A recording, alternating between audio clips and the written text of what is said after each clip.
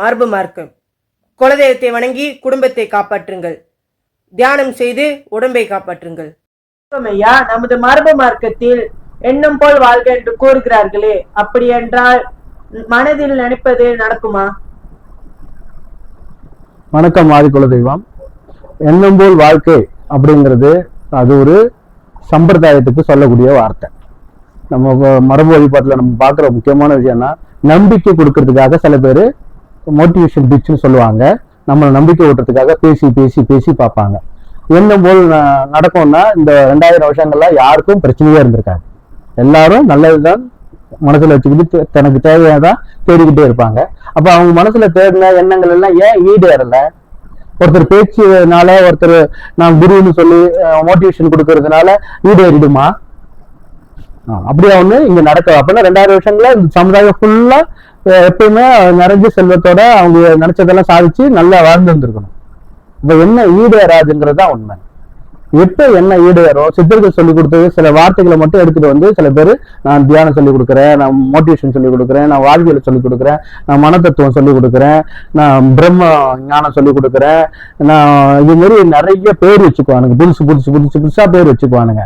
ஆனா ஒரு காசுக்கு பிரயோஜனம் இல்லை, ஒண்ணுக்குமே பிரயோஜனம் இருக்காது.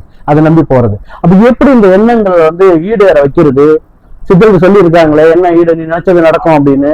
அந்த இடத்துல நம்ம தெளிவா பார்க்க வேண்டிய ஒரு விஷயம் என்னன்னா, நம்ம எப்பயுமே கருமாக்குள்ள இருக்கிறோங்கிறத மறந்துடக்கூடாது. நமக்கு வினைச்சொல் இருக்குன்னு இருக்கும். நம்ம உடம்புல வந்து ஆன்மா, மனம், உடல்னு 3 வகை இருக்குது. இந்த ஆன்மாங்கிறத அது வந்து வெளியில இருந்து வந்த ஒண்ணு. இந்த உடம்பும் இந்த மனமும் என்ன பண்ணுதுன்னா, இந்த உடம்பையும் இந்த ஆன்மாவையும் கட்டுப்படுத்தக்கூடியது இந்த மனங்கிற எண்ணம். அப்ப என்ன எங்க இருந்து வருது? ஏன் இதுக்கு ஆசைப்படுறோம்? ஏன் அது கிடைக்கலன்னு துன்பப்படுறோம்?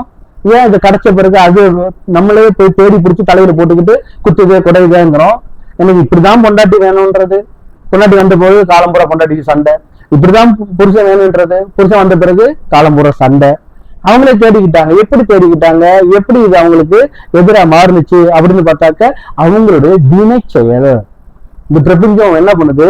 முன்வினை ஊழ்வினை சார்ந்த இவங்களை இயக்க வைக்குது. இதுங்க எண்ணங்கள்ல பூந்து இவங்களை எண்ணங்களை உற்பத்தி பண்ணுது. அந்த எண்ணங்கள் இவங்களுக்கு எதிராக மாறுது. அப்ப முதல்ல நம்ம என்ன பண்ணணும்?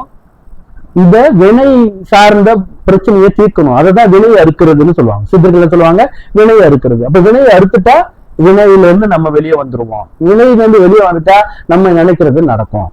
வினையோட வச்சு நினைக்கும் போது எதுவுமே நடக்காது. முதல்ல இந்த வினை எப்படி அறுக்கிறது அப்படிங்கிறத தெரிஞ்சுக்கிட்டு அப்புறம்தான் இந்த நம்ம எண்ணங்களை ஈடேற பயிற்சி எடுத்துக்கணும். இல்லைன்னா இவங்க சொல்லி கொடுக்குற மாதிரி காசை கொடுத்து கடைசியா ஒண்ணுமே இல்லடா சாமி, என் உழைப்பு போனதான் மிச்சம், என் நேரம் போனதான் மிச்சம்னு தொலைச்சிட்டு நிற்போம். அதுக்குதான் நம்ம குலதெய்வத்தை கும்பிடுங்க சொல்றோம்.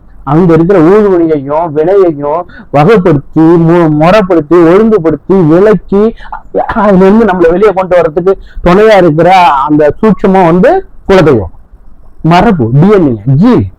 அதால மட்டும்தான் நம்மளை வழி நடத்த முடியும். தொடர்ந்து பேசுவோம். நன்றி, வணக்கம்.